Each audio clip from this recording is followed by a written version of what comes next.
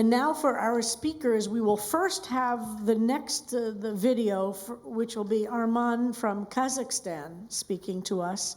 And then I've asked Rabbi James to introduce our speaker, Stephen Miller. I want to say a word. Rabbi James is really the rabbi to the clinic, and the work she does and the care she brings to making sure this holy activity that takes place in the synagogue is rich and full of love and compassion. She really throws her whole self into it. So we as a community are so grateful to you for all the work you do to keep the clinic in the place that it has become. So first we hear from Arman and the video. Hi, my name is Arman, and I was born in the former Soviet Union in the republic called Kazakhstan. I came to America a few years ago, and most recently I decided to apply for asylum due to persecution of the LGBT community in my country. I found this wonderful organization, this congregation called Beit Simchat Torah by chance, just talking to a friend of mine who's Ukrainian, who is also compiling documents to apply for asylum in the U.S. And I really did not expect much when I made that call and started talking to a person by the name Noah, who was absolutely wonderful and friendly and made me feel at ease. And at that moment I realized that I probably will be in good hands. And from that moment on, when he directed me to two people who basically supervised me on every step of collecting documents and composing my narrative. Those people were Suzanne and Steve, with whom I became good friends. They were absolutely wonderful, very meticulous, very helpful, and I really can't express enough gratitude for the work they've done. And of course, there was another very important person who is a lawyer, and her name was Noemi, and she was as wonderful, as caring, as generous in her every emotion, every word, and every advice that I had no doubt that my case will be successful because those people that dedicate their free time as volunteers made me believe in humanity and the importance of the work they do. So I'm proud to announce that I was approved for asylum in September last year. It took less than a year, thanks to the work and preparation that I got from those wonderful people that I mentioned before. And so, I think as ecstatic and happy I was when I received that letter of approval, I would say that those examples of great dedication, humanity of volunteers of this synagogue really will stay in my memory and in my heart, and I am ever so thankful for their absolute wonderful work.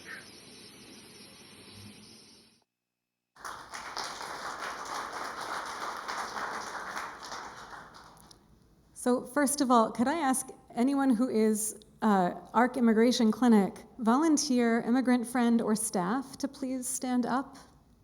And you don't have to be a current volunteer, anytime volunteer.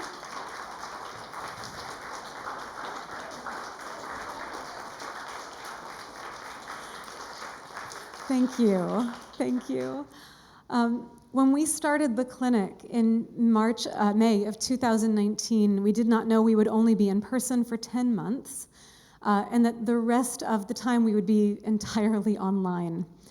There are some people who have been with us since practically the beginning of those early clinic days, and some volunteers who have stayed with us and worked with many friends, one after another, building these beautiful relationships and being in support.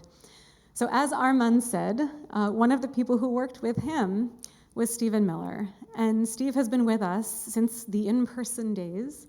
And at our Thanksgiving dinners, I will say, this is the thing that I think hit me the most. We have now twice in person had Thanksgiving dinners for the entire clinic community. And we have a little bit of an open mic time for people to come and speak about what the clinic means to them, everybody who's there. At both of our dinners, Steve got up to speak, and both times I wound up in tears.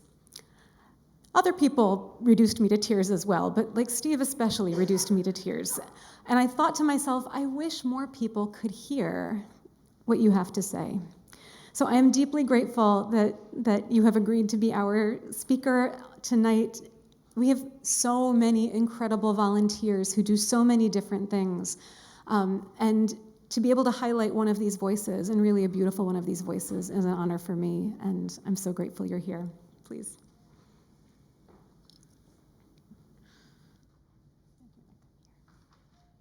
Shabbat Shalom. Okay, 85 years ago, in 1938, my mother, who was 9 at the time, and her parents were among the few lucky families that managed to get a visa to leave their homes in Germany and escape the persecution by the Nazis that they had been experiencing. They arrived in New York as refugees, not speaking English, with few personal possessions and little money, and they turned to HIAS, the group that the rabbi mentioned earlier, among others, to get help in settling in and starting their lives in their new country. A year later, my father's father managed to smuggle him out of Germany at the age of 15 and onto one of the last kinder transports to England before the war broke out. He was the only member of his family who survived. His parents, sister, and grandmother were all sent to a camp in Latvia and killed a couple of years after he escaped. He arrived in London alone, without money, and with only a suitcase of belongings. He was received by aid organizations there who helped get him placed in a home for refugee children. Over the next few years, many groups and individuals assisted him in finding a home, finding work, starting his new life, and filling in for the parents he had lost. I grew up hearing these stories of how complete strangers had helped my parents through these traumatic uprootings with advice and financial support that allowed them to navigate their new unfamiliar surroundings and survive. This assistance meant so much to them physically, emotionally, and psychologically. As for myself, as a gay man, I've experienced all of the prejudices, obstacles, and threats that confront LGBT people every day, even in the most tolerant of societies.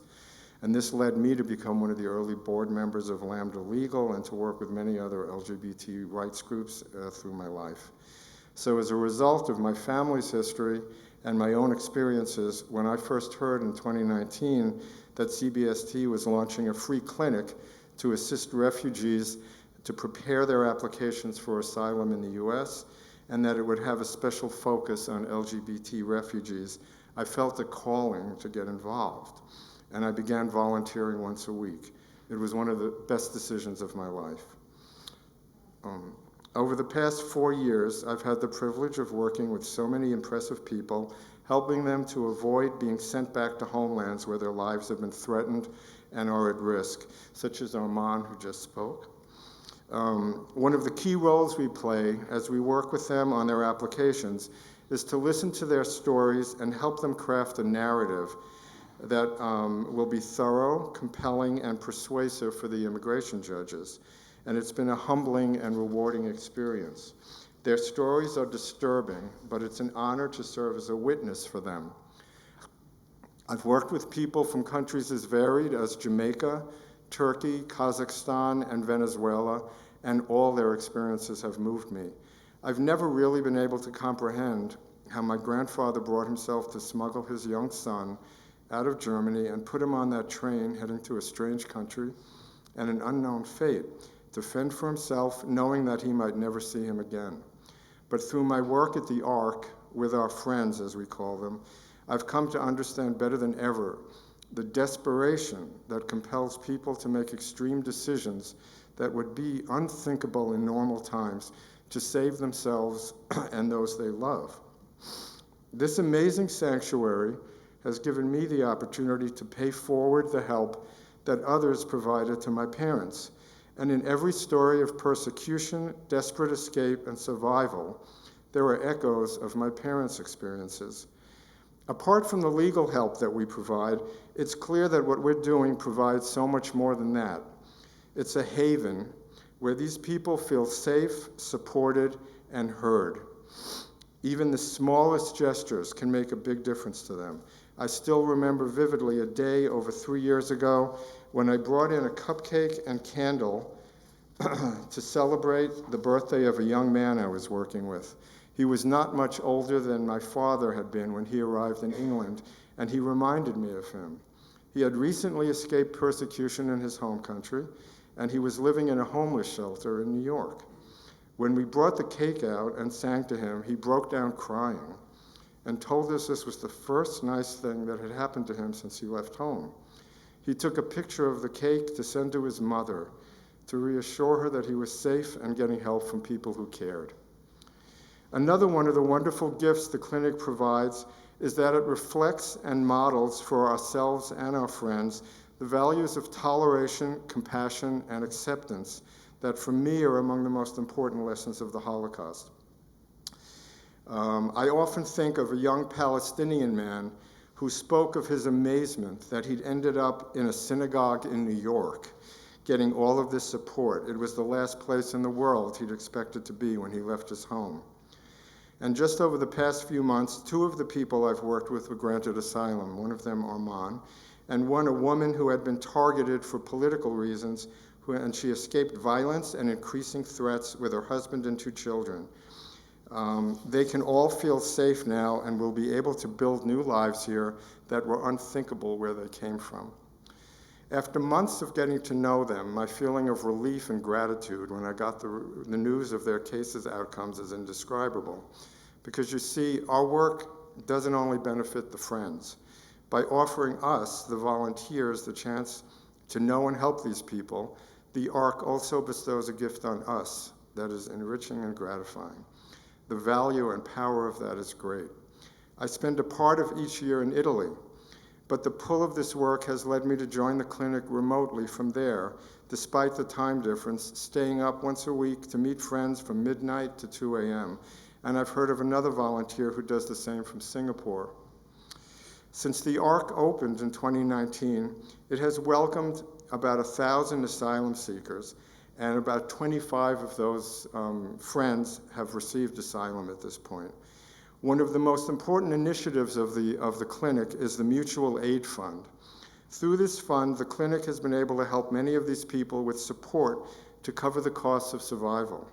The Ark has already dispersed over $43,000 to our friends. Applicants for asylum are not eligible for employment authorization until at least 6 months after they've applied for asylum, and some are never eligible while their applications are still pending. This fund is critical for meeting the fundamental needs these people have while they are banned from working. Beneficiaries of these funds use donations to meet a variety of needs, including paying for groceries, contributing to their rent, purchasing winter clothes, and covering the costs of phone bills and medical care or counseling. The fund is especially critical right now during the winter, and it's running low. Any amount that people can donate will make a huge difference to these friends, and I can attest to the fact that every penny that's given will go to the people who need it. My affiliation with the Ark connects me to the strangers I never met who helped my parents and provided the possibility of the life that I've lived. It also gives me hope in these dark days filled with ideologues and leaders who preach intolerance, hatred, and fear, whether against other races, ethnicities, sexualities, or nations, or even against history itself. and it reminds me that we must continue to be vigilant and resist them to ensure a better future for all of us than the forces of evil keep trying to create. I can think of few ways to do that better than by supporting and volunteering for this powerful and effective work that the ARC is doing.